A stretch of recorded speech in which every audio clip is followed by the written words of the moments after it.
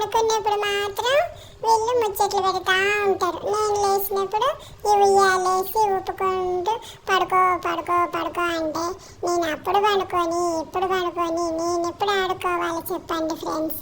నేను నిద్రపోయినప్పుడు వీళ్ళు మంచిగా వంట చేసుకోవచ్చుగా, చేసుకోరు. ఆ సెల్లు టీవీ చూసుకుంటూ ఒకటే ముచ్చట్లు ఒకటే నవ్వులు ఇకైకలు పక్కపక్కలు చేసుకుంటూ మొత్తం టైం వేస్ట్ చేస్తారు.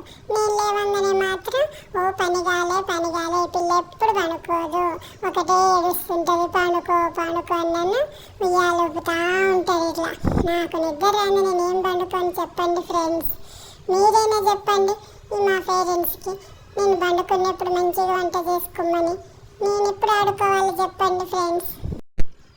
నాకేమో ఆడుకోవాలనిపిస్తుంది, వీళ్ళేమో ఉయ్యాలేసి ఊపుతూనే ఉంటారు.